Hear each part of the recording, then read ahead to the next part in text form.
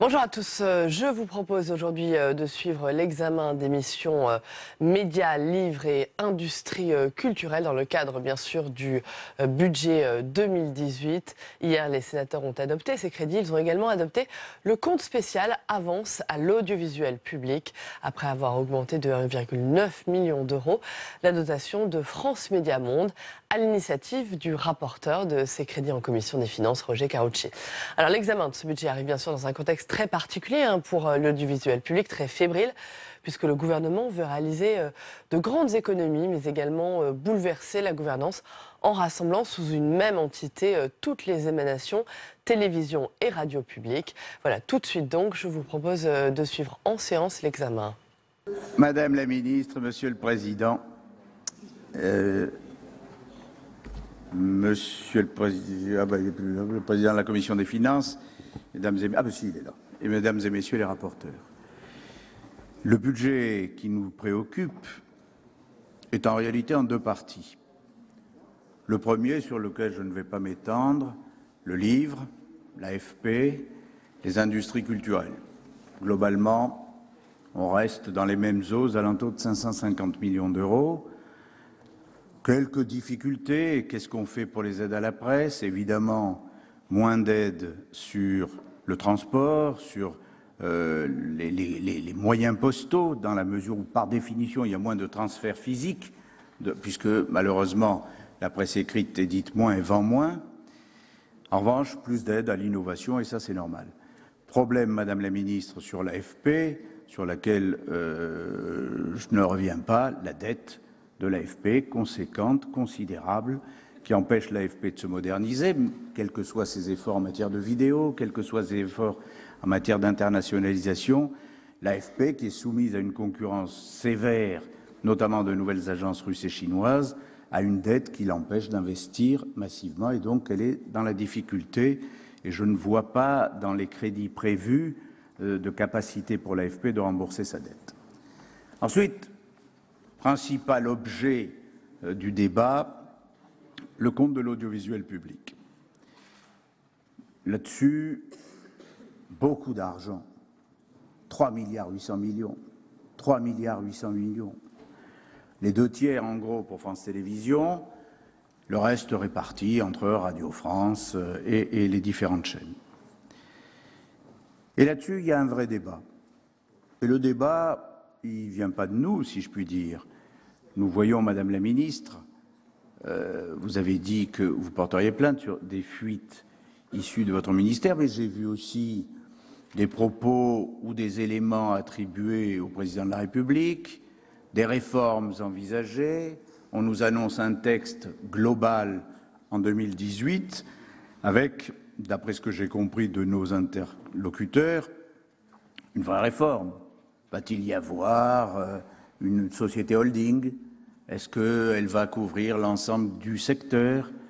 Quel est le périmètre le plus adapté pour l'audiovisuel public? Est-ce que ça doit rester le périmètre actuel? Est-ce qu'il faut autant de chaînes, plus de chaînes, moins de chaînes? Les avis sont partagés, mais la réalité, c'est que je pense que même l'État, aujourd'hui, se pose des questions sur le financement, sur le périmètre, peut-être aussi sur les missions, ou en tout cas pas sur les missions dans le fond, mais sur la définition des missions par rapport au public. Et là, nous avons tous un problème. L'audiovisuel public, c'est la République. Et à partir de là, le débat, il est normal au Parlement, il est normal au gouvernement, il est normal dans l'opinion, il est normal naturellement avec les personnels de France Télévisions, mais il est normal aussi avec l'ensemble des Français.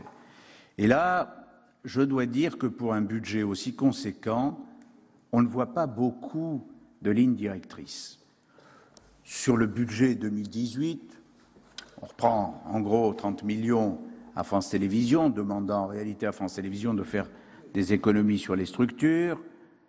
On met ici ou là quelques euros, mais dans le fond, on a un peu l'impression que le budget 2018, c'est un budget d'attente. Avant la réforme, avant l'ampleur de la réforme attendue, espérée ou crainte, on ne touche pas trop aux équilibres. Pourtant, il va bien falloir y toucher, Madame la Ministre. Il va bien falloir y toucher parce que vous ne pouvez pas, nous ne pouvons pas donner, accorder, reconnaître des missions et en face ne pas mettre les budgets qui sont conséquents et qui sont attendus. Que faut-il faire? Alors j'entends bien un certain nombre de dispositions. Moi je ne suis pas opposé, je l'ai dit d'ailleurs à la présidente de France Télévisions, je ne suis pas opposé du tout à la réflexion sur par exemple l'ouverture à la publicité entre 20h30 et 21h, 2 tranches de publicité entre 20h30 et 21h, ce sera à peu près 50 millions d'euros. Et en même temps, tout n'est pas qu'un problème financier. Et le problème n'est pas seulement de se dire chaque fois, est-ce qu'on rajoute 20 millions, est-ce qu'on rajoute 50 millions? C'est d'abord de se dire, c'est quoi le service public? Combien de chaînes? Quel objectif? Quelle organisation? Est-ce qu'on privilégie les programmes? Est-ce qu'on privilégie les frais de structure? Est-ce qu'on privilégie la production? On nous explique que le service public veut réinternaliser une partie des productions tout en reconnaissant lui-même que ça coûte beaucoup plus cher que les productions en externe. Alors comment fait-on? Parce qu'il y a la volonté, il y a l'espoir, il y a les souhaits des sociétés de télévision, et puis en même temps, il y a les réalités financières.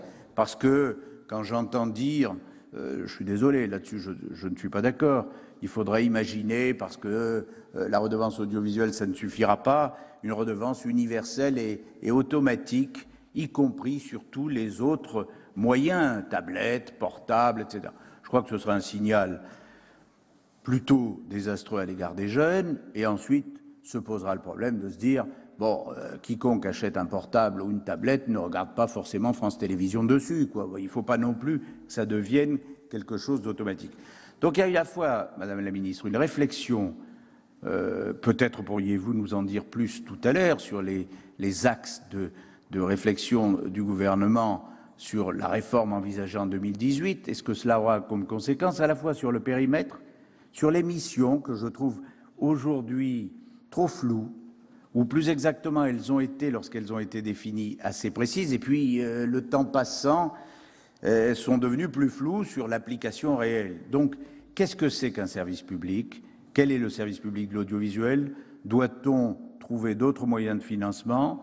Ouvre-t-on à la publicité entre 20h30 et 21h?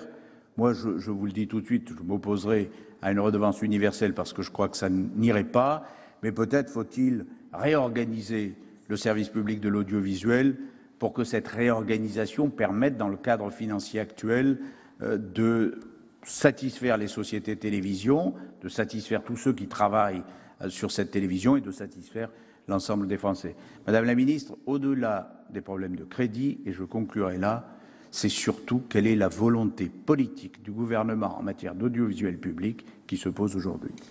Monsieur le Président, Madame la Ministre de la Culture, Monsieur le Président de la Commission des Finances, Madame la Présidente de la Commission de la Culture, Madame et Monsieur le rapporteur pour avis, Mesdames et Messieurs les sénateurs, chers collègues, les crédits de la mission Médias Livre et Industrie culturelle s'élèvent à 555 millions d'euros en 2018, soit une diminution de 13 millions d'euros par rapport aux crédits votés en 2017.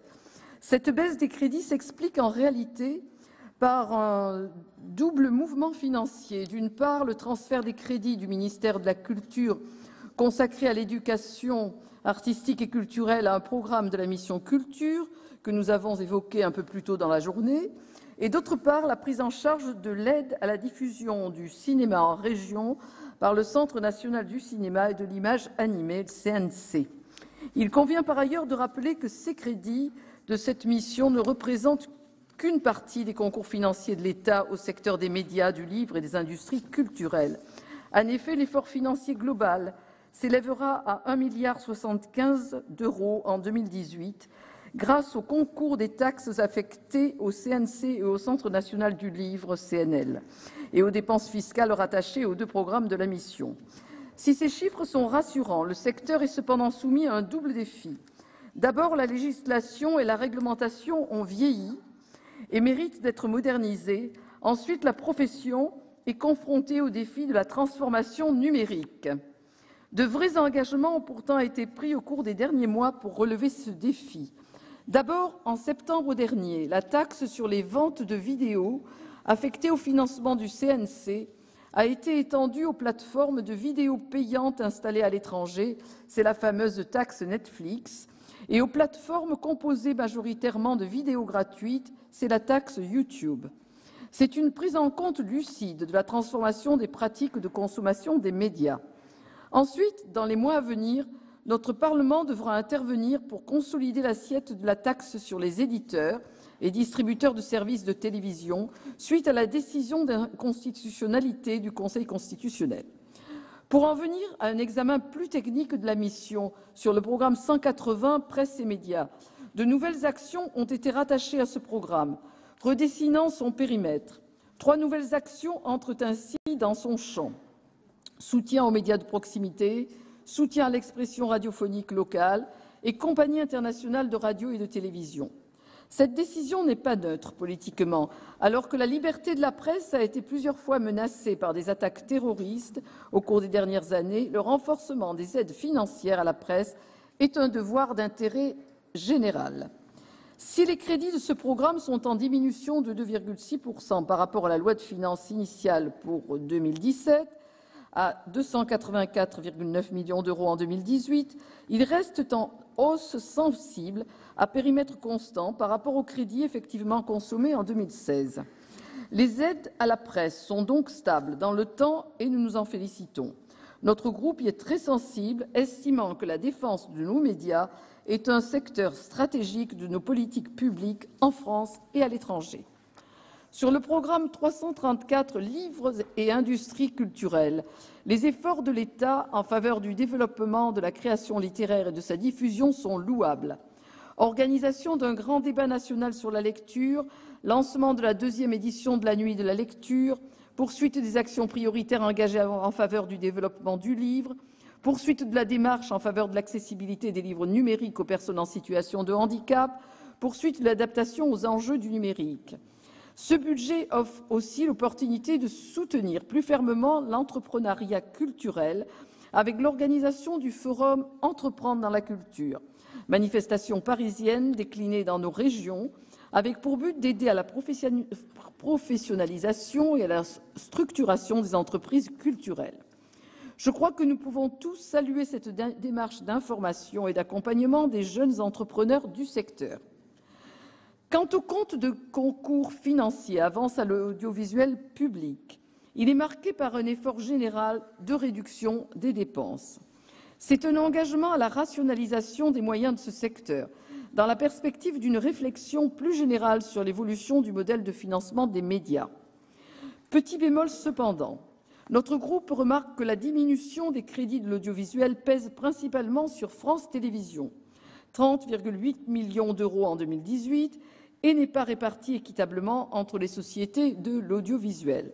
Cette réduction des moyens a des conséquences lourdes sur la politique audiovisuelle extérieure.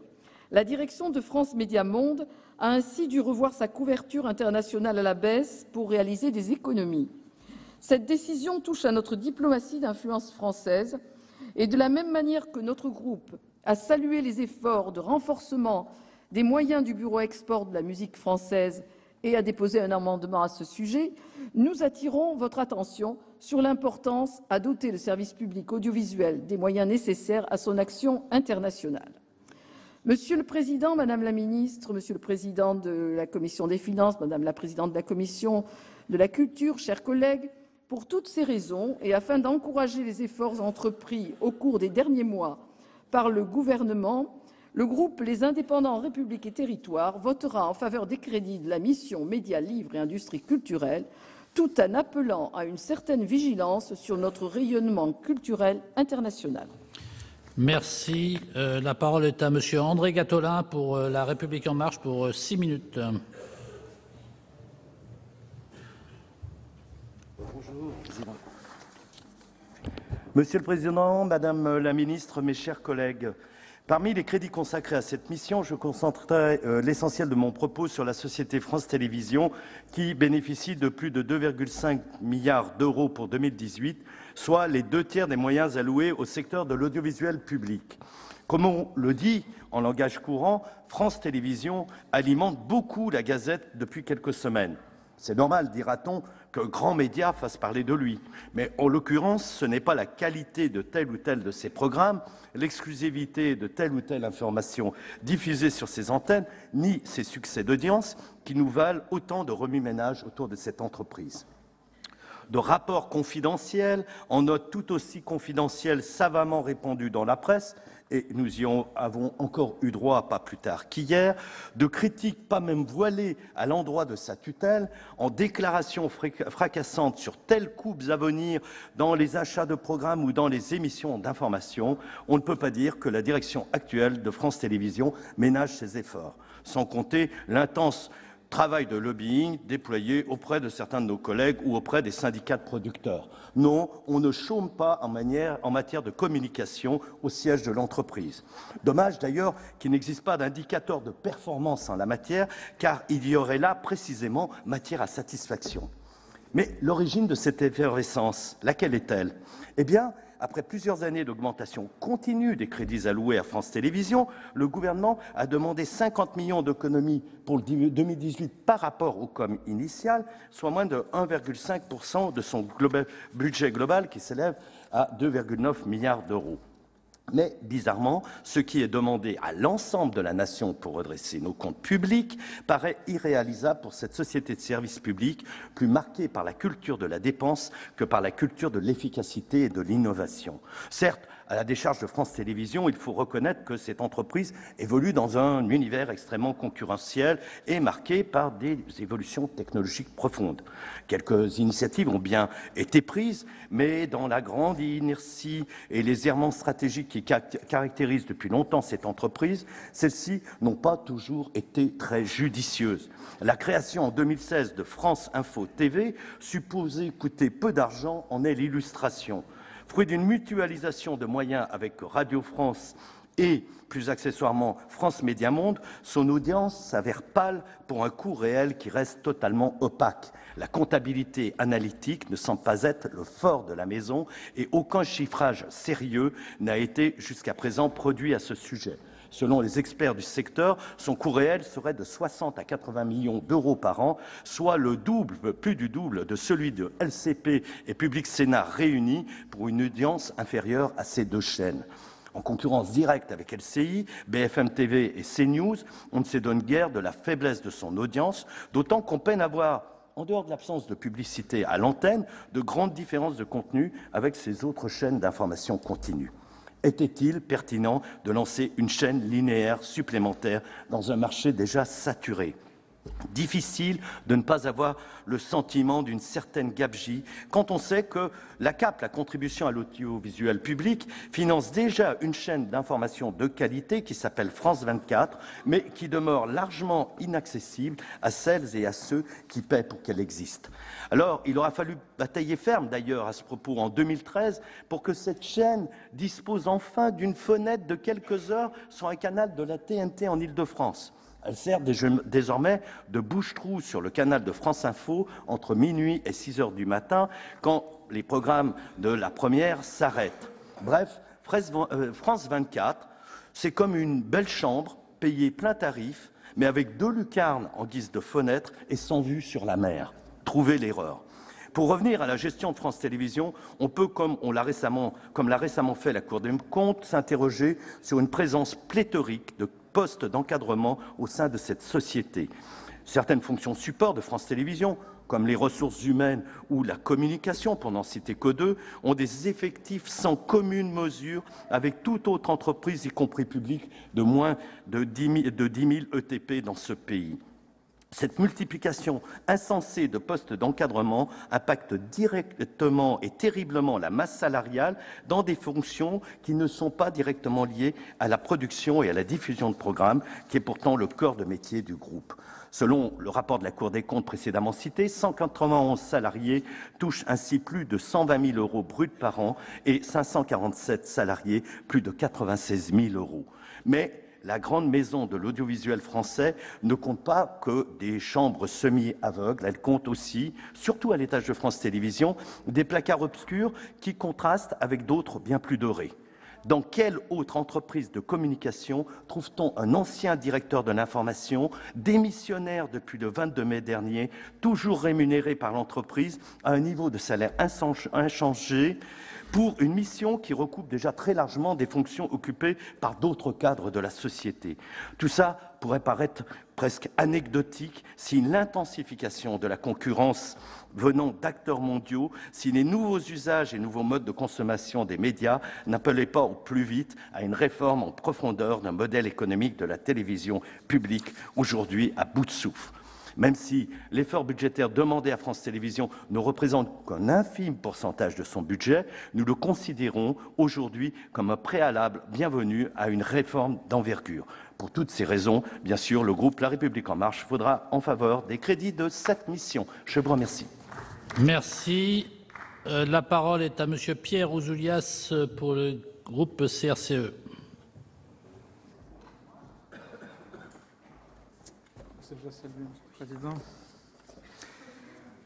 Monsieur le Président, Madame la Ministre, mes chers collègues, parce que le monde de la création connaît aujourd'hui de profondes mutations, parce que les créateurs et créatrices doivent être soutenus et leur œuvre protégée, parce que l'accès de chaque citoyen à une information fiable et indépendante constitue un des piliers de notre démocratie, on ne peut que refuser les grands arbitrages proposés dans ce projet de budget pour la mission Médias, Livres et Industrie culturelle. Nous avons besoin d'évaluer sérieusement les effets de la montée d'une concurrence internationale féroce pour le monde de la création française. La mise en place de taxes sur le chiffre d'affaires publicitaire des plateformes vidéo pour financer la création audiovisuelle sont sans doute une bonne nouvelle. Mais je doute que le seul produit de ces taxes suffise à répondre aux besoins de moyens pour la création française, ni que leur mise en place limite les appétits européens des multinationales qui, avec leurs moyens immenses, sont en train de mettre la main sur tout le marché. Madame la Ministre, vous ne prévoyez rien non plus contre la concentration dans la presse et la mainmise de la finance. Aujourd'hui, 10 personnes contrôlent 90% de l'audience des quotidiens, 55% des télévisions et 40% des radios. Parmi eux, des vendeurs d'armes, des industriels, des professionnels de la banque, des fraudeurs fiscaux, avec le soutien complice de certains politiques. Il faut maintenant légiférer pour empêcher cette concentration dans les médias et empêcher toute situation de monopole qui hypothéquerait gravement la liberté de l'information. Dans ce contexte, il est inacceptable de proposer une baisse de 2,6% des aides à la presse qui permettent justement aux organes de presse encore indépendants de résister et d'exister. Il faut au contraire amplifier ces aides publiques en les orientant prioritairement vers les titres qui en ont le plus besoin pour permettre un véritable développement de la presse d'information politique et générale. Dans la lignée de notre combat mené aux côtés des journalistes et salariés de France Télévisions pour une télévision publique dont le sens profond est de se libérer des seules règles d'un jeu qui ne serait qu'économiquement profitable et socialement tolérable, nous nous opposerons à la saignée budgétaire imposée à France Télévisions par le gouvernement avec le soutien de la droite sénatoriale. Parce que cela a profondément fragilisé le groupe, nous dénonçons depuis le début la non-compensation des pertes de recettes publicitaires estimées à 35 millions d'euros, auxquelles vont s'ajouter la perte de 17 millions supplémentaires avec l'interdiction de la publicité dans les programmes de jeunesse dès l'an prochain. Je cherche du regard Monsieur Gattolin, il est là. Vous prévoyez pourtant une baisse sans précédent de la dotation du groupe de 35 millions d'euros, alors que les effectifs n'ont cessé de diminuer, avec un plan de départ volontaire de plus de 500 personnes, puis le non-remplacement d'un départ en retraite sur 2, soit dans le contrat d'objectif 2016-2020, un objectif de 1000 postes supprimés. De fait, les équipes sont à bout et le service public est en danger. Si les mesures du document de travail du Comité d'action publique 2022 révélé le 13 novembre se concrétisaient, le service public audiovisuel serait directement menacé de disparition à court terme.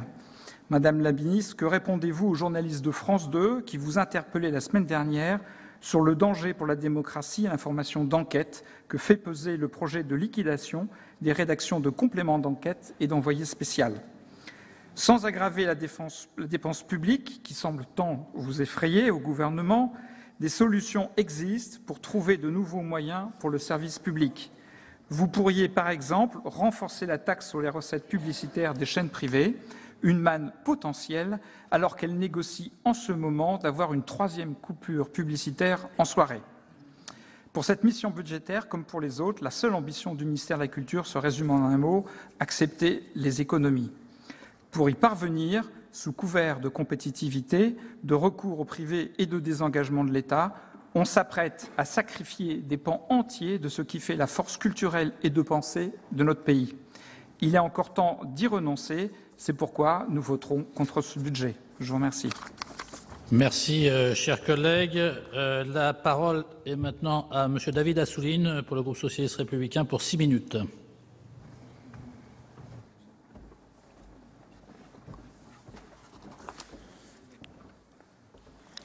Monsieur le Président, Madame la Ministre, mes chers collègues, le débat que nous avons au sujet de ces crédits va bien entendu se prolonger, j'espère, de façon ample dans la société, ici dans cet hémicycle, puisque le rapporteur, M. Karoutchi et M. Leleux, ont centré leurs propos sur l'état de l'audiovisuel et de l'audiovisuel public et les réformes, les problématiques et les réformes qu'il faudrait engager. Je veux tout de suite dire que pour engager ce débat, il ne faut pas refaire l'histoire ou ne pas l'oublier. Monsieur Leleux a commencé en nous disant qu'on passe d'une période où on n'a rien fait à une période où ça va bouger. Moi, je n'ai pas voté ce que vous avez fait, mais vous avez fait une très grande réforme de l'audiovisuel public avec Nicolas Sarkozy il n'y a pas longtemps, qui a eu, c'est l'entreprise unique, c'est pas rien, parce que déjà il y avait plusieurs sociétés et nous avons donc accompagné un moment important, et y compris vous avez bouleversé, révolutionné le financement de l'audiovisuel public à l'époque, puisque vous avez arrêté avec le pilier qui pour moitié finançait l'audiovisuel public, la publicité, et vous avez imaginé des espèces de montages qui se sont avérés absolument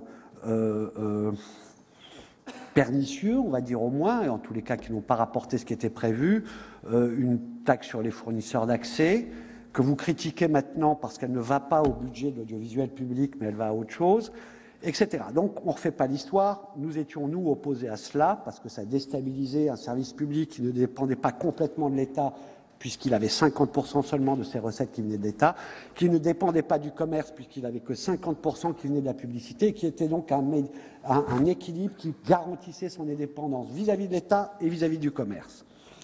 Ensuite, il y a eu d'autres réformes.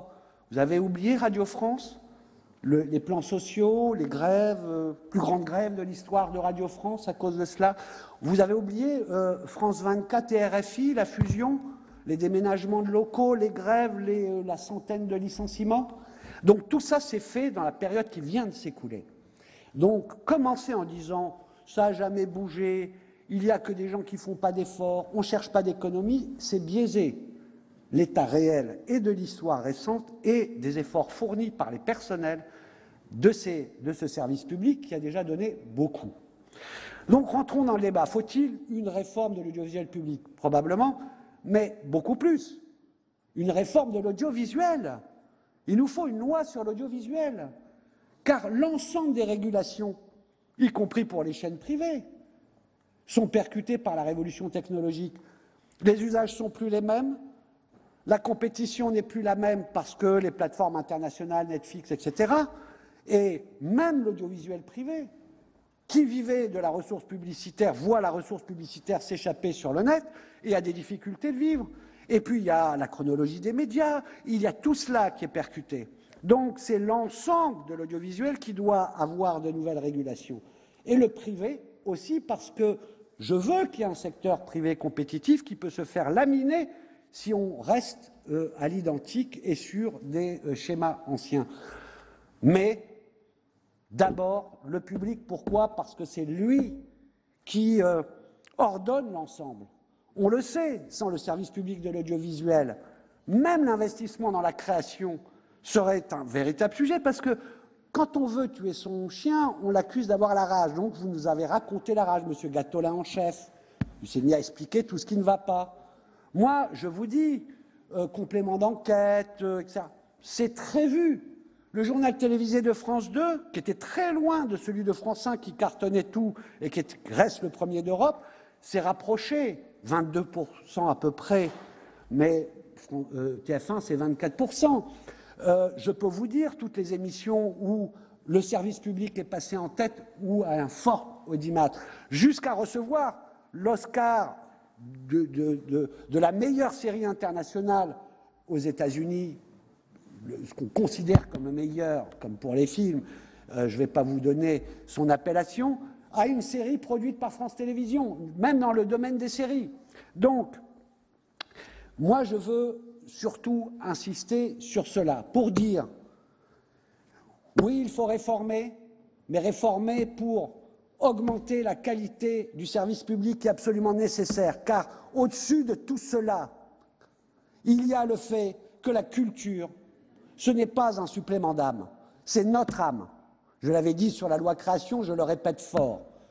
Et donc, l'information, dans un moment de grande désinformation généralisée sur le net et ailleurs, l'information vérifiée de qualité, ce sont des missions de service public. Donc, quand on a cette ambition, on part de cette ambition, qui va peut-être faire des économies ici et là, bien entendu, mais qui va nécessiter des investissements énormes.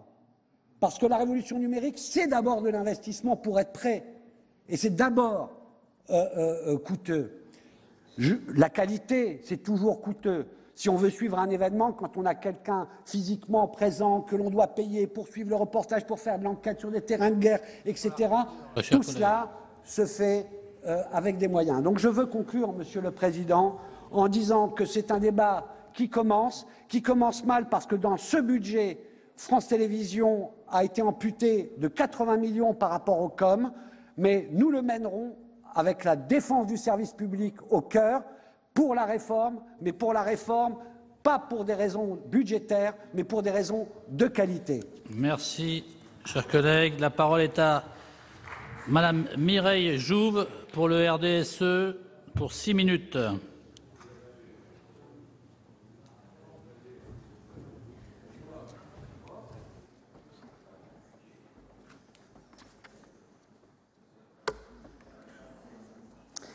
Monsieur le Président, Madame la Ministre, Monsieur le rapporteur spécial, Mesdames et Messieurs les rapporteurs pour avis, mes chers collègues, l'actualité relative au contour de cette mission me pousse à débuter mon propos en relevant la baisse de 1% des crédits alloués à l'audiovisuel public. Sur le fond, nous déplorons un repli des moyens affectés à l'audiovisuel public après une hausse de 100 millions d'euros l'an passé. Sur la forme, nous regrettons le caractère tardif de l'information faite aux bénéficiaires de ce budget, seulement à la fin du mois d'août dernier. Ce manque de visibilité ne permet pas de s'adapter à ces restrictions budgétaires dans de bonnes conditions et viendra contrarier la réalisation des objectifs contractuels. Dans le cas précis du groupe France Télévisions, la baisse s'établit à près de 50 millions d'euros. On regrettera également que cet effort budgétaire ne s'accompagne pas d'un horizon précis. Au-delà de la préservation de ses moyens, France Télévisions a aujourd'hui besoin d'une véritable feuille de route, comme d'ailleurs l'ensemble de l'audiovisuel public français. Je fais partie de ceux qui pensent que l'avenir de France Télévisions s'inscrit dans le cadre de son identité et de la spécificité de son offre. Il convient de les préserver dans un environnement plus ou moins détaché des exigences de l'audimat à court terme et de la publicité. En effet, la poursuite d'une démarche essentiellement commerciale sur le modèle des groupes privés ne saurait être salutaire et ôterait progressivement, aux yeux de nos concitoyens, la légitimité de son financement public. Nous le savons, le gouvernement travaille à une remise à plat de l'audiovisuel public.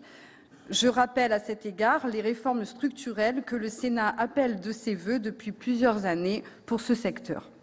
Réforme de la gouvernance, du financement, des synergies sont autant de chantiers que nous souhaitons pleinement accompagner dans un avenir proche au sein de notre Haute Assemblée.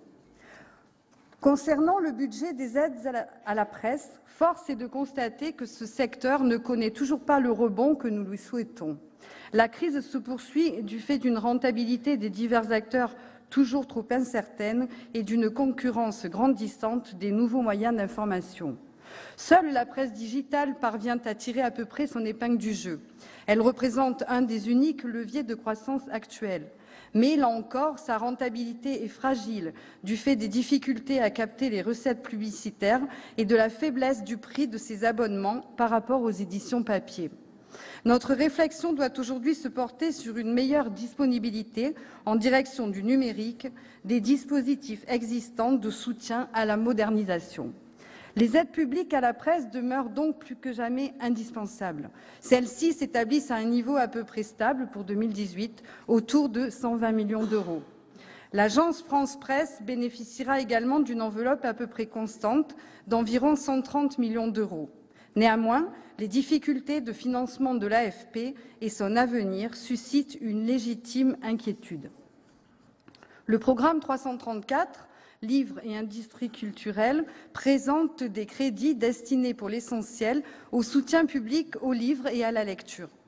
215 millions d'euros accompagneront ainsi la Bibliothèque nationale de France, pour laquelle d'importants investissements sont toujours engagés sur le site Richelieu, et la Bibliothèque publique d'information rattachée au Centre Pompidou.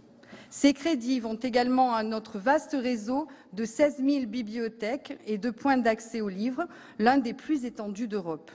En dépit de cette couverture importante, près de 90% de nos compatriotes, le nombre d'usagers réguliers de ces structures demeure modeste.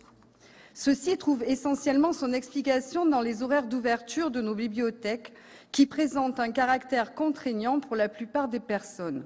La charge d'une extension de ces horaires repose aujourd'hui essentiellement sur les collectivités territoriales. Un grand nombre d'entre elles se sont déjà engagées dans cette voie. Cet effort a une incidence significative sur la masse salariale. Il convient donc de les accompagner dans cette dynamique visant à permettre à nos concitoyens un accès simplifié à la lecture. Cet enjeu a déjà été mis en exergue par le Sénat et c'était d'ailleurs un des engagements de campagne du Président de la République. Vous avez, Madame la Ministre, confié une mission en ce sens à Monsieur Éric Orsenna. Lors de l'examen des crédits de la mission RCT, Madame la Ministre a annoncé qu'un arbitrage avait été rendu pour que la DGD pour les bibliothèques soit portée de 80 à 88 millions d'euros. Pouvez-vous, Madame la Ministre, nous le confirmer ? Concernant le marché du livre, en France, qui continue de bénéficier d'une protection particulière, son chiffre d'affaires demeure stable. Le secteur se porte plutôt bien et doit pouvoir continuer de se reposer sur un réseau de vente fourni. Le plan librairie, mis en œuvre par le précédent exécutif, a fait œuvre utile, même s'il n'est pas parvenu à enrayer la détérioration continue de ce marché depuis plusieurs années. Il convient donc de sanctuariser les dispositifs de soutien aux libraires, tout comme ceux destinés aux éditeurs et aux auteurs. À ce titre, la définition d'un nouveau modèle de financement du Centre national du livre devient pressant. En effet, le rendement des taxes affectées au CNL est insuffisant depuis plusieurs années, ce qui conduit à limiter le champ de ces interventions. Enfin, en conclusion de ce rapide panorama, j'évoquerai le cinéma, désormais rattaché à cette mission, et le sursis donné au CNC par le Conseil constitutionnel. Celui-ci ne pourra percevoir, au-delà du 1er juillet prochain, la taxe sur les éditeurs de services de télévision. Il nous faudra donc d'ici là sécuriser juridiquement ce dispositif, générant 300 millions d'euros de recettes.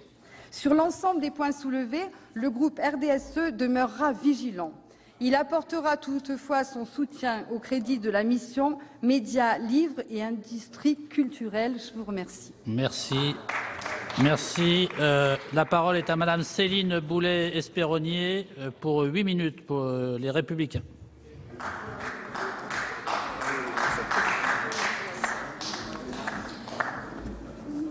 Monsieur le Président, Madame la Ministre, Messieurs les rapporteurs, mes chers collègues.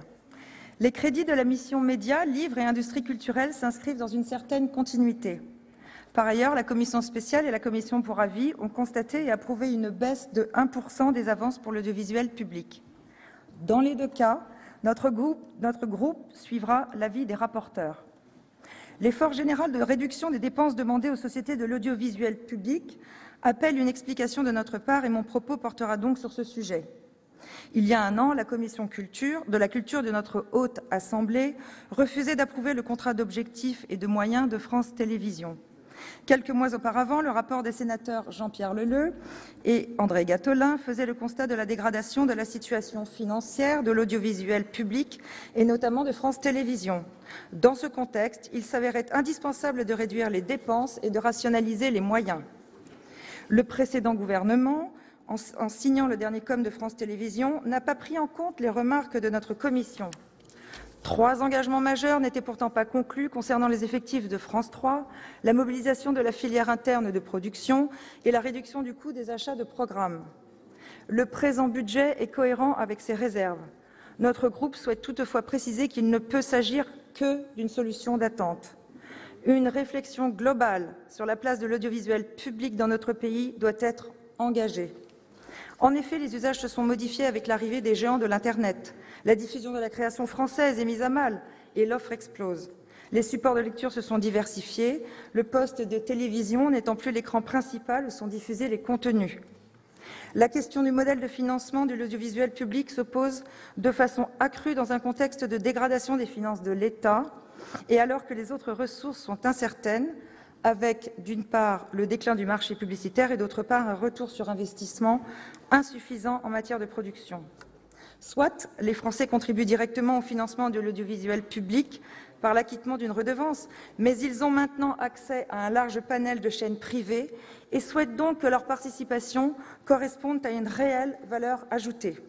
Certains pays européens se distinguent par la qualité de leur audiovisuel public et la plupart ont déjà engagé des réformes structurelles. La BBC, en Grande-Bretagne, a su maîtriser ses dépenses en constituant un groupe unique qui regroupe l'ensemble des radios et des télévisions nationales, locales et internationales. Cela lui permet de mutualiser ses moyens et de mobiliser davantage d'investissements.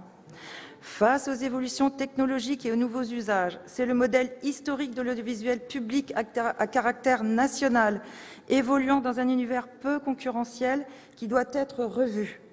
En l'absence de réforme, les médias du service public risquent fort de décrocher.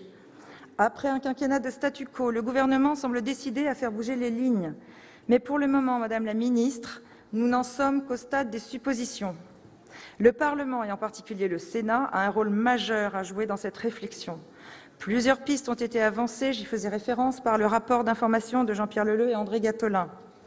L'expérience des dernières années montre qu'il est plus facile de reconduire des crédits que de mener une réforme qui s'annonce d'ampleur. J'approuve donc la demande formulée par la présidente de notre commission, à l'initiative de la présidente Catherine Morin-Desailly, notre présidente, d'un débat qui pourrait être organisé courant janvier 2018 afin d'engager la réflexion et d'éclaircir les intentions du gouvernement. Mes chers collègues, les défis à relever sont nombreux. Quel modèle économique et financier définir? Comment réformer la contribution à l'audiovisuel public? Quid de la publicité? Notre collègue Roger Carucci émettait quelques pistes tout à l'heure et de la prise en compte de l'audimat. Enfin, peut-on conserver un modèle de gouvernance dont l'indépendance est contestable? En 2018, notre groupe participera activement à cette réflexion afin que notre audiovisuel puisse relever les défis de demain et remplir la mission éducative, culturelle et citoyenne qui lui revient. Je vous remercie. Merci, chers collègues. La parole est à Laurent Lafont pour le groupe Union centriste pour 8 minutes.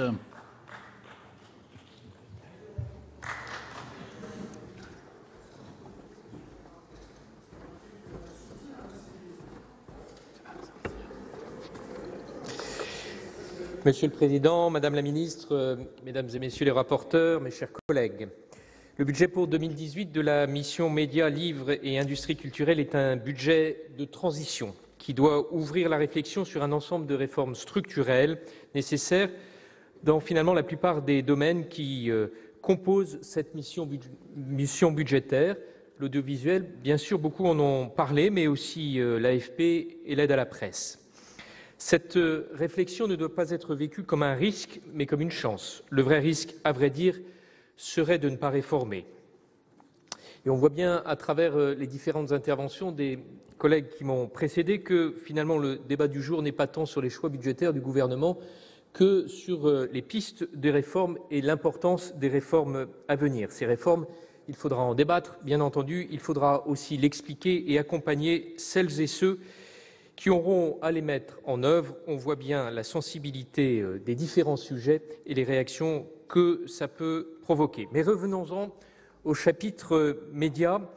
Notons que les aides à la presse, qui représentent 120 millions d'euros en crédits de paiement en 2018, sont marquées cette année par une diminution des aides à la diffusion et un maintien du niveau des aides à la modernisation numérique.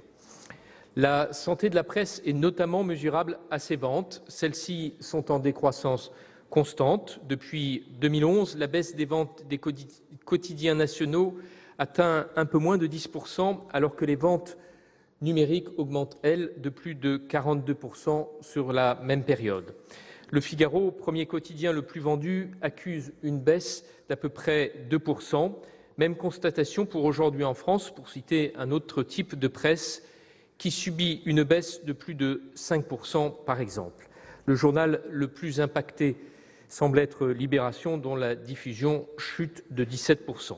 Au-delà des chiffres, l'avenir de la presse écrite, matérielle, papier et à l'ère du tout numérique est un réel enjeu qui doit se traduire par une réflexion profonde sur l'évolution de ce secteur et notamment de notre contribution à l'aide à la presse, en particulier au portage postal. Je voudrais également dire un mot et attirer l'attention de notre Assemblée sur la situation préoccupante de l'AFP, acteur stratégique du rayonnement de la presse française à l'international. Si la diminution de ses crédits va dans le bon sens, elle devra s'accompagner, elle aussi, de réformes structurelles pour réinventer son modèle, en particulier en diversifiant ses sources financières en direction de la vidéo et des nouvelles technologies. Ce besoin de réforme concerne également, évidemment, l'audiovisuel public. Le législateur devra intervenir avant le 1er juillet 2018 pour consolider l'assiette de la taxe sur les éditeurs et distributeurs de services de télévision à la suite de la décision d'inconstitutionnalité du Conseil constitutionnel rendue le 27 octobre dernier. Les économies demandées sont au cœur de l'actualité et je voudrais attirer votre attention sur un point symptomatique des difficultés de notre pays à se réformer. De 2012 à 2017, le gouvernement de l'époque a proposé l'augmentation du budget alloué à France Télévisions. Cette évolution n'aura pas permis d'engager de véritables réformes structurelles, ni de repenser son mode de fonctionnement dans son ensemble. Aujourd'hui, à l'occasion du projet de loi de finances 2018, l'audiovisuel public, contrainte et forcée, doit réaliser des économies à hauteur de 47 millions d'euros, qui hier encore paraissaient inconcevables. Preuve par l'exemple que oui, un budget en baisse n'est pas forcément un mauvais budget s'il s'appuie sur des réformes structurelles à la hauteur des enjeux. Certainement, nous pouvons regretter que ces réformes n'aient pas été menées plus tôt et qu'une fois encore, le précédent gouvernement ait eu recours à la facilité d'une augmentation des crédits budgétaires sans engager les réformes structurelles. Il est désormais indispensable de le faire. Un point sur lequel le groupe Union centriste est particulièrement sensible, c'est la question de la refonte de la redevance. Par ailleurs, avant de revenir sur cette question de la refonte de la redevance, j'attire votre attention sur un fait qui est relativement peu mis en avant, qui est la connexion très forte entre la redevance de l'audiovisuel et la taxe d'habitation sur un plan technique, mais aussi sur la question des exonérations. Et on se pose un certain nombre de questions sur la façon dont la réforme de la taxe d'habitation peut avoir ou pas des impacts sur la redevance. Concernant la question de la redevance et de manière plus large, celle du financement de l'audiovisuel public, nous ne pouvons que souhaiter que le gouvernement s'inspire fortement des recommandations de l'excellent rapport de nos amis, de nos collègues Leleux et Gattolin de 2015, qui présentait des pistes sérieuses et crédibles pour pérenniser les financements sans peser sur les finances publiques. C'est le cas notamment du système de financement dit à l'allemande, pour lequel le groupe de l'Union centriste a indiqué à de nombreuses reprises son intérêt, notamment au regard du critère de justice fiscale, puisqu'il permet de faire participer l'ensemble des foyers au financement de l'audiovisuel public. Pour conclure, les crédits du programme Livre et Industrie culturelle sont stables. Mention honorable quant au financement de la Bibliothèque nationale de France, qui participe au redressement des comptes publics. Sa dotation en 2018 diminuant modérément de 2,5% et le maintien du financement à la Hadopi à hauteur de 9 millions d'euros, budgétisés pour couvrir notamment la lutte contre le piratage qui représente aujourd'hui plus d'1 milliard d'euros. Toutefois, la question des missions de la Hadopi, en particulier de la pertinence de ces missions face à l'évolution du cadre technologique, demeure entière. Ne perdons jamais de vue l'enjeu principal de toute réforme, l'adaptation à l'évolution des habitudes de consommation de nos concitoyens et des nouvelles technologies. Dans les mois et les années qui viennent, finalement, nous aurons un adversaire, la tentation du statu quo, celle des demi-réformes ou des demi-mesures. Il ne manque dans ces circonstances jamais de bons esprits pour préconiser de ne rien faire ou si peu. À quoi bon réformer en profondeur? À quoi bon précipiter les choses? Les réformes sont sûrement un mal nécessaire, mais à trop forte dose, ne risquons-t-on pas de tuer le malade? Soyons justes, cette inquiétude est légitime, mais elle n'est souvent que l'alibi du conservatisme. En attendant ces réformes que nous appelons de nos vœux, Madame la Ministre, mes chers collègues, le groupe de l'Union centriste votera cette année en faveur des crédits de la mission Médias, Livres et Industries culturelles. Merci. La parole est maintenant à Madame Françoise Nyssen, ministre de la Culture.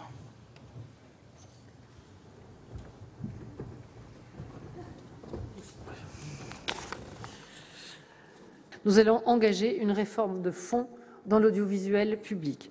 Elle repose sur une vision, des missions prioritaires et une méthode de transformation. La vision d'abord. Les médias de service public jouent un rôle indispensable dans le paysage médiatique et dans notre société en général. Je le redis devant vous avec force. À l'heure où les sources de contenu se multiplient, où l'information circule de façon abondante, ils ont une valeur de référence pour nos concitoyens, ils offrent un repère essentiel. Nous voulons conforter son rôle dans un environnement qui évolue fortement.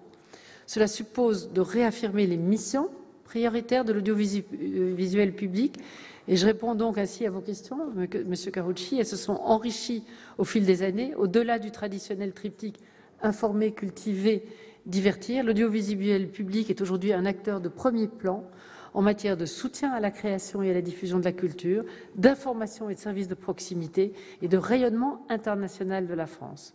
Dans le contexte de profonde mutation que nous connaissons, l'audiovisuel public a sa carte à jouer pour affirmer sa singularité par rapport aux chaînes privées, mais aussi aux nouveaux géants du numérique. Premièrement, en faisant le pari de la création et en proposant des programmes qui se distinguent dans un univers d'offres surabondantes, je le répète. Deuxièmement, en étant à la pointe de l'offre numérique et multicanale pour s'adapter aux nouveaux usages et se tourner davantage vers les jeunes générations. Enfin, en développant une stratégie ambitieuse à l'international. Ce positionnement stratégique nécessite de profondes transformations, dont certaines sont déjà engagées par les équipes dirigeantes, comme l'a dit M. Assouline. Le gouvernement est déterminé à accompagner ces changements. Et je voudrais dire ici un mot de la méthode. Ces défis devront, vous le savez, être relevés dans un contexte contraint pour les finances publiques. Le gouvernement s'est engagé en responsabilité dans une politique de redressement des comptes publics. L'audiovisuel public doit contribuer à l'effort collectif, ce qui suppose d'ajuster les dotations prévues dans les contrats d'objectifs et de moyens, les COM, conclus par le précédent gouvernement. Le budget de l'audiovisuel public sera de 3,9 milliards d'euros l'année prochaine. L'effort d'économie demandé est réel, je ne le conteste pas, moins 36 millions par rapport à 2017 et moins 80 millions par rapport au COM, après des années de hausse, vous l'avez répété, 2 années à 100 millions d'euros au total. Mais c'est un effort qui est soutenable. Il représente moins de 1% du budget de l'audiovisuel public et il ne remet aucunement en cause le soutien de l'État. Le budget 2018 reste supérieur à celui de 2016 et de 2015. Monsieur Azoulay, s'agissant des magazines d'information sur France 2, je note que la présidente de France Télévisions a d'ores et déjà annoncé que leur fréquence serait maintenue. J'ai fixé 4 impératifs stratégiques à court terme dans ce contexte budgétaire: soutien à la création et à l'offre culturelle, information de référence, transformation numérique de l'offre pour accélérer les mutations et s'adresser davantage aux jeunes, et rayonnement international de la France. Cette dernière priorité se traduit très concrètement par les budgets d'Arte et France Médias Monde. comme vous l'avez souligné, Madame Garriaud-Maylan, qui sont les deux seuls à augmenter en 2018, ce qui représente d'ores et déjà, un effort important que je tiens à souligner, et je reviendrai sur la question de France Médias Monde à l'occasion de l'examen des amendements. Mais pour préparer l'avenir, je souhaite que l'audiovisuel public s'engage dans une dynamique de transformation plus structurelle, comme vous l'avez assez souvent souligné, M. Leleux, Mme Boulay-Esporiné, M. Laurent Lafont, M. Assouline, une dynamique qui s'appuie sur 3 leviers: la réflexion sur le périmètre des missions et sur l'efficacité de leur mise en œuvre, le financement et la gouvernance. La réflexion sur le périmètre des missions et sur l'efficacité de leur mise en œuvre d'abord. Elle fait actuellement l'objet d'un travail interministériel associant mon ministère à ceux de l'économie et des comptes publics. J'ai demandé aux sociétés de l'audiovisuel public de me faire des propositions qu'elles m'ont rendues à la mi-novembre, et la réflexion se poursuivra jusqu'au début de l'année 2018. À ce stade, le travail porte notamment sur les coopérations et les synergies, ainsi que les meilleures complémentarités qui peuvent être trouvées entre acteurs du secteur, à l'image de ce qui a été engagé sur France Info. Monsieur Gattolin, l'information est au cœur des missions du service public de France Télévisions et Radio France. Il est donc logique qu'un canal d'information continue fasse partie de leur offre. Certains parmi vous considèrent qu'il faut regrouper tout ou partie des différentes sociétés de l'audiovisuel public. Sauf si nous n'écarterons aucune piste pour l'avenir, je vous indique qu'à ce stade, rien n'est arrêté. Ce débat peut avoir lieu et il aura lieu le moment prévu. La transformation du secteur devra s'accompagner par ailleurs d'un débat sur son financement. Pour ce qui est de la contribution à l'audiovisuel public que vous avez mentionné, Monsieur Lafont, aucun impératif financier ne justifiait une réforme à très court terme. La priorité pour ce PLF 2018, vous le savez, c'est la réforme de la taxe d'habitation. Néanmoins, à moyen terme, l'évolution des usages pose la question du rendement de cette contribution et de l'équité entre contribuables. Ainsi, comme j'ai déjà dit, ainsi que le ministre de l'Action et des Comptes publics, je souhaite qu'un débat soit ouvert autour notamment d'un élargissement de l'assiette. Nous avons lancé les travaux, ils aboutiront dans les prochains mois et je souhaiterais pouvoir m'exprimer dans le cadre du projet de loi finances pour 2019 sur ce sujet. Pour ce qui est de la publicité, le gouvernement n'est pas favorable au retour après 20 heures sur les antennes de France Télévisions. C'est un élément fort de distinction du service public.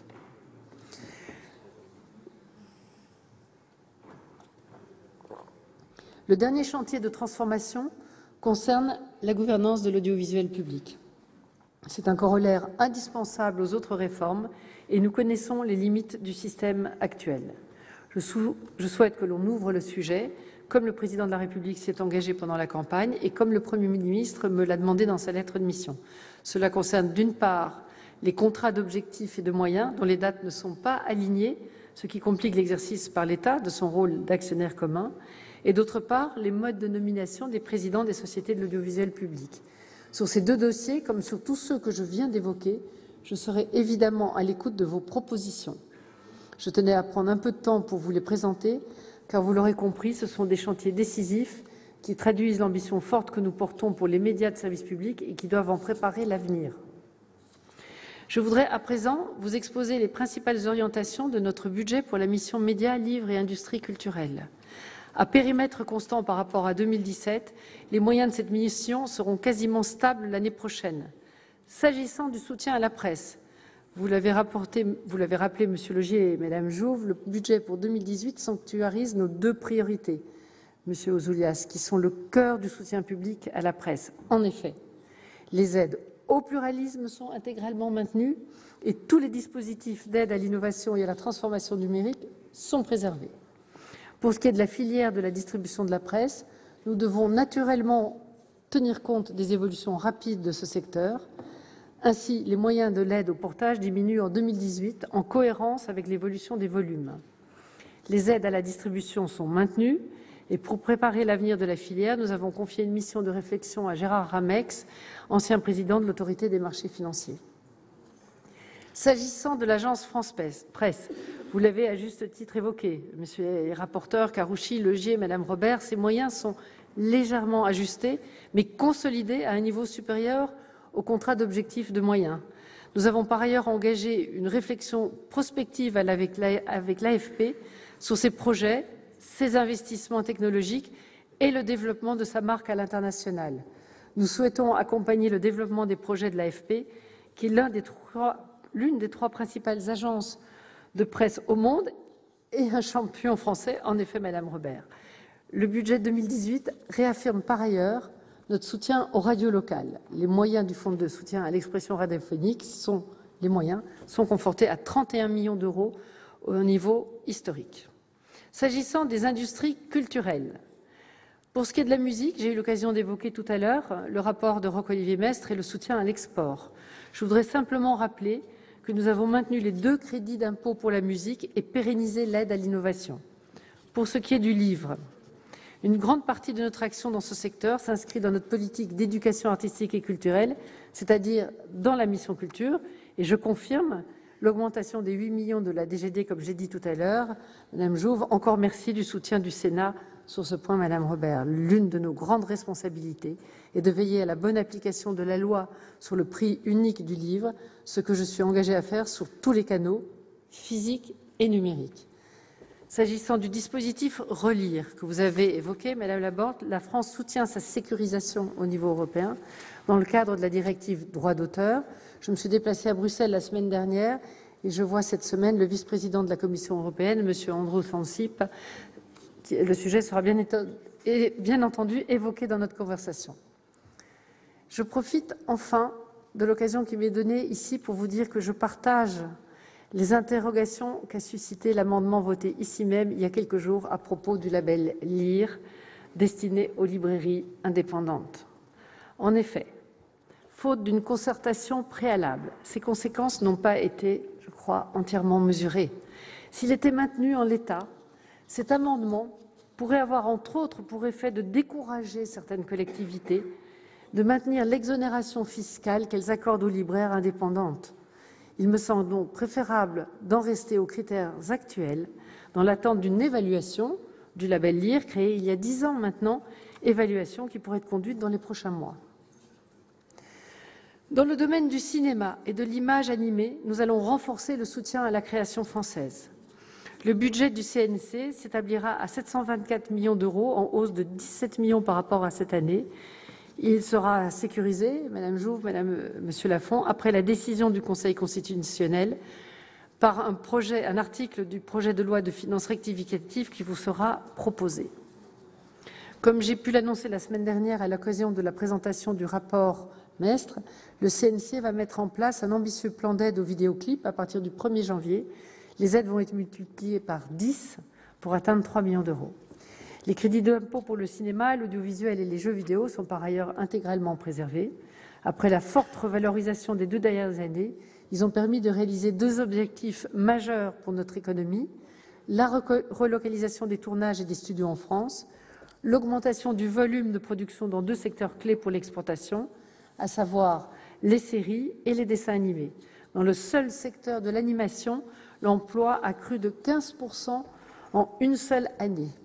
C'est-à-dire que dans l'ensemble des domaines, la création française est soutenue de façon pérenne. Mesdames les sénatrices, Messieurs les sénateurs, voici l'essentiel des orientations de notre budget pour l'audiovisuel public et pour la mission Médias, Livres et Industrie culturelle pour l'an prochain. Vous l'aurez compris, dans chacun des secteurs, notre budget est à la fois garant des principes fondamentaux du modèle culturel français et vecteur de la transformation dans laquelle nous voulons engager notre pays. Je vous remercie pour votre attention. Merci Madame la Ministre. Nous allons maintenant procéder à l'examen des amendements portant sur les crédits de la mission Médias, Livres et Industrie culturelle. Nous avons donc sur l'article 29, sur cette mission, l'amendement 321 rectifié. Monsieur Capu, non c'est Madame Mello qui le présente. Merci, Monsieur le Président, Madame la Ministre, mes chers collègues. Cet amendement propose de porter les crédits du Bureau export de la musique française de 2,7 millions d'euros à 3,2. En effet, dans le projet de loi de finances pour 2018, ces crédits ont déjà été portés de 800 000 euros en 2017 à 2,2 millions d'euros en 2018 par le gouvernement, prenant en compte la dimension stratégique de cette agence de soutien au développement à l'international des artistes français. Lors de l'examen de ce texte à l'Assemblée nationale, le gouvernement a accepté d'augmenter les crédits de ce bureau à 500 000 € supplémentaires, reprenant une proposition de la majorité et de l'opposition. Cet amendement propose de porter la hausse à 1 million € pour doter cet organisme des moyens nécessaires. Le Bureau Export de la musique française accompagne chaque année près de 300 artistes français à l'international et assure leur présence sur plus de 80 projets professionnels. Cette mesure vise donc à assurer le rayonnement international de la culture française. Elle répond aussi à la transformation de l'industrie musicale sous l'effet des nouvelles technologies numériques. Cet amendement majore de 500 000 € les crédits du programme 334 Livre et industrie culturelle et minore d'autant les crédits de l'action 01 Relations financières avec l'AFP au sein du programme 180 Presse et médias. Merci. Merci, chers collègues. L'avis de la Commission, monsieur le rapporteur. Oui, Monsieur le Président, la Commission a émis un avis défavorable. Comme l'a dit notre collègue Mello, le budget de ce bureau Export Musique a quasiment triplé après l'amendement de l'Assemblée nationale accepté par le gouvernement. Aujourd'hui, le budget 2018 est à 2,7 millions. Franchement, ça paraît être à peu près conforme aux besoins. Et je serais tenté de dire que si le gouvernement avait considéré qu'il fallait davantage, dans la mesure où il y avait déjà eu un amendement à l'Assemblée nationale, il aurait pu sous-amender pour dire qu'il voulait davantage. Mais il me semble que l'augmentation est quand même considérable entre 2017 et 2018 après cet amendement de l'Assemblée nationale. Donc l'opinion de la Commission est retrait ou rejet de cet amendement. Merci, Madame la Ministre. Je pense que je n'ai rien à rajouter à ce qu'a dit le rapporteur, même avis défavorable. Merci, Madame Mello. Bien, je vais le retirer, jugeant que des efforts ont été faits, mais qu'il faut quand même souligner l'importance de cette agence à l'international. Merci.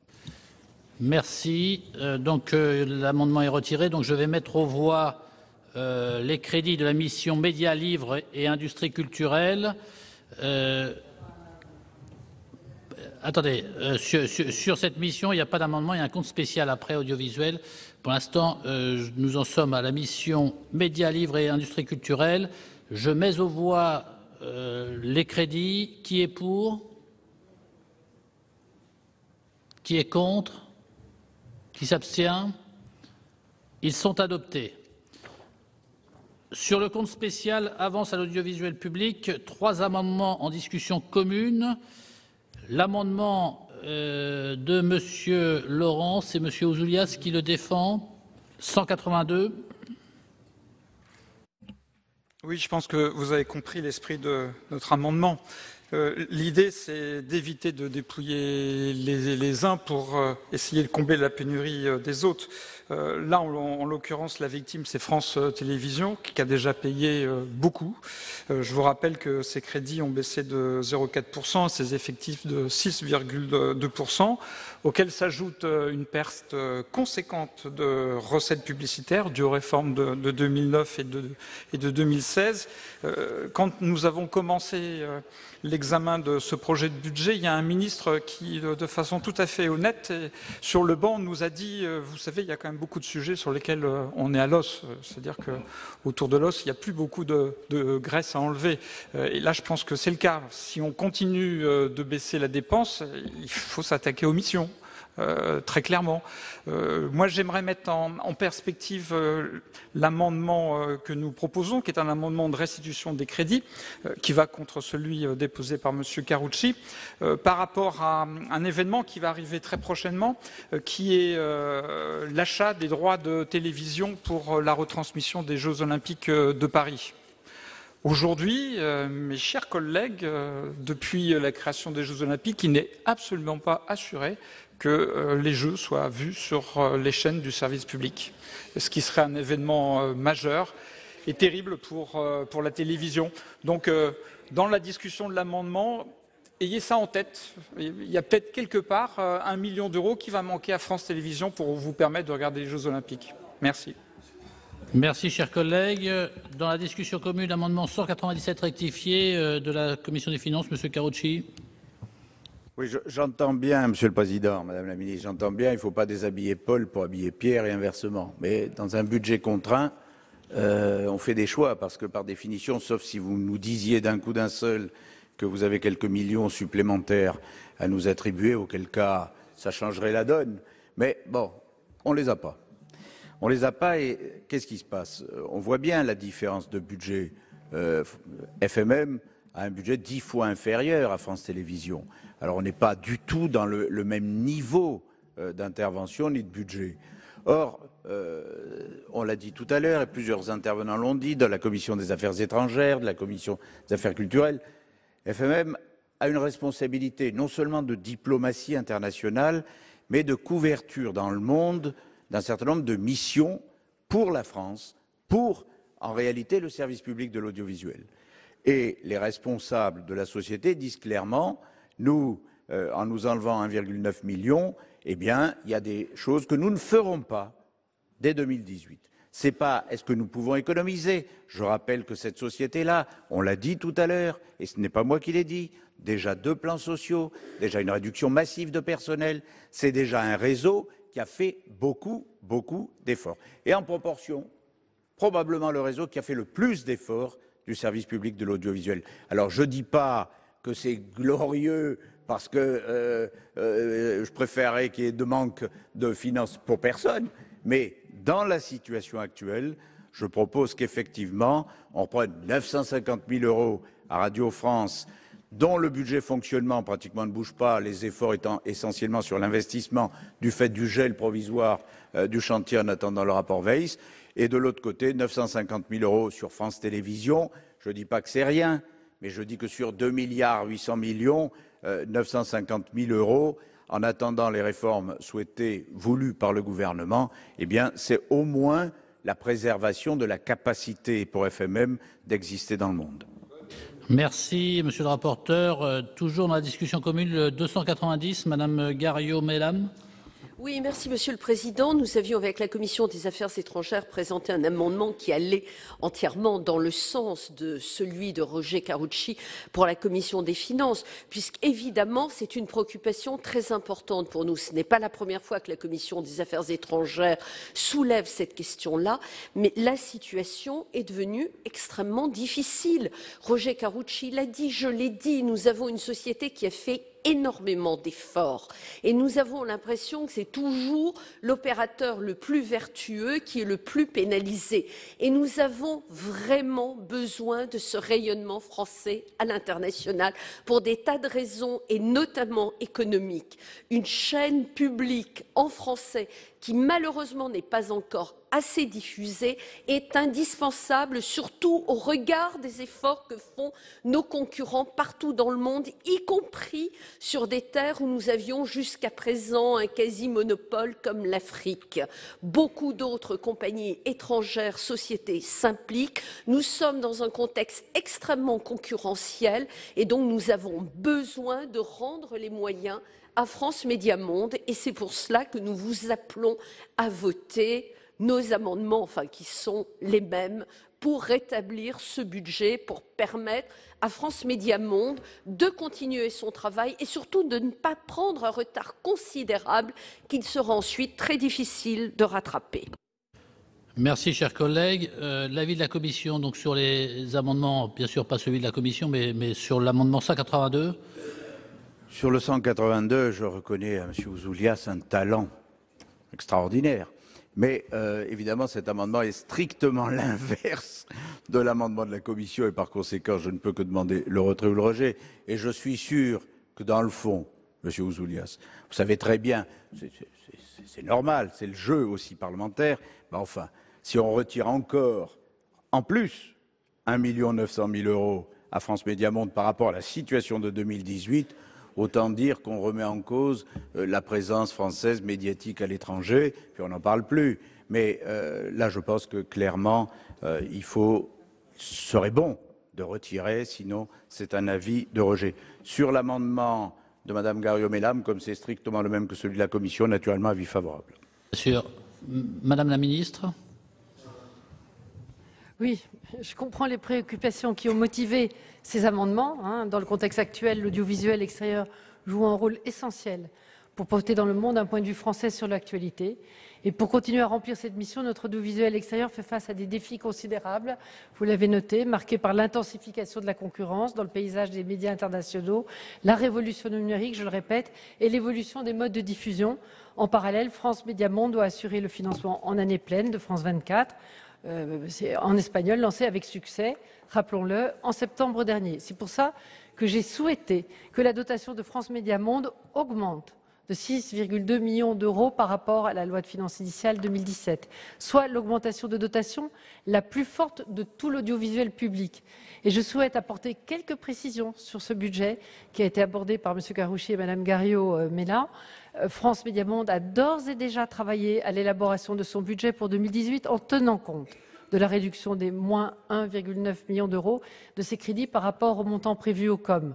Le projet préparé dans ce cadre, communiqué aux administrations et qui sera débattu en conseil d'administration à la fin du mois de décembre, ne remet pas en cause sa capacité à assurer son rayonnement mondial, ne présente aucun choix stratégique pour l'avenir et ne préempte aucun choix stratégique pour l'avenir et ne fragilise pas sa soutenabilité financière. France Télévisions, par contre, et Radio France assument des missions tout aussi essentielles, comme l'information, la promotion de la culture, le soutien à la création, et doivent elles aussi investir dans le numérique. De ce fait, il n'est souhaitable ni de revoir à la baisse encore les crédits de France Télévisions, à laquelle des efforts sont d'ores et déjà demandés, ni d'ajuster la dotation de Radio France, sauf à fragiliser l'activité de l'entreprise et à remettre en cause le retour à l'équilibre de ses comptes en 2018. En définitive, le PLF 2018 proposé par le gouvernement résulte d'un équilibre entre les contraintes et les priorités des différentes sociétés, dans un contexte où il leur est demandé à toutes de participer à l'effort collectif de redressement des comptes publics. Et je ne souhaite pas que cet équilibre soit modifié. Je suis donc défavorable à ces amendements. Merci Madame la Ministre. Donc sur ces trois amendements en discussion commune, je suis saisi de plusieurs explications de vote. Monsieur Assouline. Oui, là, vraiment, Monsieur Karoutchi, vous connaissez aussi beaucoup de talent, mais celui de déshabiller Pierre pour habiller Paul, parce que franchement, j'entends toute votre argumentation sur France Médias Monde. Et dans cet hémicycle, on m'a entendu aussi sur France Médias Monde. Et quand je demande d'ailleurs l'augmentation de la contribution de la CAP, ça va aussi à France Médias Monde, mais vous avez voté contre. Donc je vais demander au gouvernement de répondre à M. Karoutchi en gageant, puisqu'il a les moyens que nous n'avons pas, et en faisant que dans la poursuite de la discussion parlementaire, il augmente de 1,9 million le budget de France Médias Monde. Mais si on réfléchit à euros constants, là, puisqu'on n'a pas la possibilité, avec l'article 40, de faire ça, nous. Je dis à M. Karoutchi, comment vous choisissez la société qui a une augmentation de 2,4% en prenant à celles qui ont la plus forte réduction, pas d'augmentation, France Télévisions et Radio France, pour financer France Médias Monde. Ce n'est pas logique. Donc moi, je ne retire rien à toutes les missions. France Médias Monde a besoin de plus pour investir, pour rayonner dans le monde et tout ça. Que le gouvernement nous dise où il peut trouver ces 1,9 million. Lui, il a la possibilité de le faire. Moi, je ne déshabillerai pas France Télévisions. Parce que je vais rappeler ici, j'ai dit la culture, ce n'est pas un supplément d'âme, ce n'est pas qu'une affaire comptable. C'est notre âme. Mais c'est aussi très économique ce que fait France Télévisions. Le CSA nous rapporte une chose simple dernièrement, qu'il y a 3500 entreprises qui, de façon indirecte, travaillent à partir de la production audiovisuelle, qu'il y a 80 000 emplois dans ce secteur produit de la diffusion audiovisuelle et le principal investissement, c'est France Télévisions. Et donc, vous voulez affaiblir tout cela? Non. Ici, je pense qu'il faut réaffirmer que nous soutenons tout l'audiovisuel public, que nous ne choisissons pas là où on va prendre pour donner ailleurs et rentrer en plus au moment où vous parlez, incroyable, de fusion de l'audiovisuel public. Vous êtes en train de mettre en compétition des présidents de groupes qui devraient demain collaborer, il me reste 7 secondes, qui devraient demain collaborer ensemble, vous les mettez en compétition. Ce n'est pas la meilleure façon de créer les synergies. Merci. Madame Conway-Mouret pour explication de vote. Oui, merci Monsieur le Président. Moi, je suis favorable à l'amendement défendu par Madame Garriaud-Maylam et Monsieur Val. D'ailleurs, c'est un amendement qui a été voté et soutenu par la Commission des Affaires étrangères, de la Défense et des Forces armées. Je l'ai voté et je le voterai à nouveau ce soir. Je pense qu'il est absolument nécessaire d'accompagner la décision de réabonder le budget à hauteur de 1,9 million. Alors c'est vrai, mon collègue Assouline a raison, il est toujours regrettable de déshabiller l'un pour habiller l'autre, et il faut bien trouver les crédits quelque part. Alors, un certain nombre de chiffres ont été donnés. Moi, je voudrais simplement rappeler que chaque semaine, RFI, France 24 et Monte Carlo Doualia rassemblent plus de 100 millions d'auditeurs et de téléspectateurs, mesurés dans moins du tiers de leur pays de diffusion. Les 3 médias du groupe cumulent 35 millions de visites dans leur environnement numérique chaque mois, c'est une moyenne pour 2017, dont près de 40% sur les offres en langue étrangère. Donc il est ainsi utile que la France puisse poursuivre son rayonnement dans le monde à travers les médias indépendants, notamment pour des personnes qui sont aujourd'hui connectées via leur téléphone portable ou leur tablette. Et c'est aussi grâce à ces médias que nos Français établis hors de France gardent un lien avec notre pays, ce qui d'ailleurs fait écho aux propos récents du président de la République sur l'importance de la France à l'international. Voilà, vous l'aurez compris, donc je voterai cet amendement. Merci. Monsieur Ouzoulias, pour explication de vote. Vous retirez l'amendement. L'amendement 182 donc, est retiré. Je vais procéder au vote sur les deux amendements identiques de la Commission des Finances et de la Commission des Affaires étrangères, donc le 197 rectifié et le 290. Madame la Présidente Morin-Desailly, pour explication de vote ou... Oui, je voulais à ce stade apporter quelques éléments pour éclairer le débat. L'amendement déposé par M. Carucci et par Mme Garriaud-Maylam poursuivent tous un objectif extrêmement louable. Au sein de notre commission, nous avons été très nombreux à souligner l'excellent travail de l'audiovisuel extérieur et également les problèmes auxquels il se trouve confrontés, cette vive concurrence avec des groupes ayant des moyens plus importants. Ça a été cité, la BBC, Deutsche Welle, on peut encore citer Russia Today. D'ailleurs, nous avons émis un avis favorable au contrat d'objectifs et de moyens. Le rapporteur a émis un avis favorable au nom de notre commission pour souligner l'excellence du travail. Donc on ne peut avoir que de la sympathie pour les deux amendements qui ont été déposés. Je salue aussi la volonté de répartir l'effort dans votre amendement entre France Télévisions et Radio France. Pour autant, je voudrais juste souligner quelques difficultés que cela peut poser à ce stade du calendrier. Le calibrage des efforts a été, je crois, discuté, rediscuté, redébattu entre les différentes entreprises et le gouvernement. À ce stade de l'année, il faut mesurer que France Télévisions va faire un effort de plus de 47 000 millions d'économies, sans doute même 75 millions si on tient compte des hausses de coûts exogènes. Je citerai les contrats conclus avec des clauses d'indexation, l'évolution du GVT, de la masse salariale. Donc il semble difficile à ce stade d'en demander un petit peu plus, même si ça doit se faire au bénéfice, et on le comprend encore une fois, de l'audiovisuel extérieur. Ce que je souhaiterais, moi, à ce stade, c'est qu'on se mette immédiatement au travail pour l'année prochaine, Madame la Ministre, et qu'en réalité, on réfléchisse bien plus profondément à la répartition des ressources à partir du budget 2018 entre l'audiovisuel public traditionnel, Radio France, France Télévisions et France Médias Monde et Arte. On n'a pas beaucoup parlé d'Arte, mais qui fait un excellent travail. Et cette meilleure répartition et cette grande attention, Madame Garriaud-Maylam, à notre audiovisuel extérieur ne peut passer que par une vraie réforme du mode de financement. Je ne reviens pas sur les réformes de structure et de gouvernance qui sont tout autant nécessaires et nos collègues ont fait un excellent rapport. Je recite Jean-Pierre Leleu et André Gattolin. Mais ça passe par une réforme, je termine Monsieur le Président, de ce mode de financement qui va les viser à mieux répartir la contribution à l'audiovisuel public. Donc je voulais donner ces éléments d'éclairage pour éclairer votre vote, mes chers collègues. Merci. Monsieur le rapporteur souhaite s'exprimer à nouveau. Oui, avec tout le respect que j'ai pour la présidente de la Commission, Si le Parlement, on lui dit, ah ben dites, c'est déjà fait, alors c'est pas la peine de nous réunir, transmettez-nous des fiches et puis on les validera. Le débat parlementaire est fait pour modifier, pour transformer, pour dire un certain nombre de choses. Moi je regrette, Madame la Ministre, si vous m'aviez dit que vous aviez sur vous le chéquier gouvernemental pour trouver 2 millions d'euros de plus, on ne le prendra à personne. Mais nous sommes à budget contraint.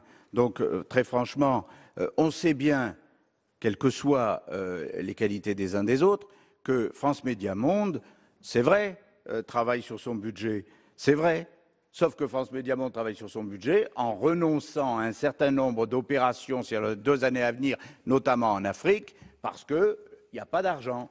Alors, soit on nous dit, très bien, mais on va trouver des moyens et de toute façon, rassurez-vous, courant 2018, il y aura des moyens supplémentaires. Soit il n'y a pas, et je le dis franchement, je regrette que ce soit budget contraint, mais c'est un budget contraint. Je pense qu'il faut voter ces amendements et que nous verrons. Merci, monsieur le rapporteur. Donc, je mets aux voix les 2 amendements 197 rectifiés, 290 qui ont reçu un avis défavorable. Je pense que... Oh, je pense qu'on peut voter là maintenant. Madame la ministre a émis un avis défavorable pour le gouvernement. Donc, qui est pour ces amendements ?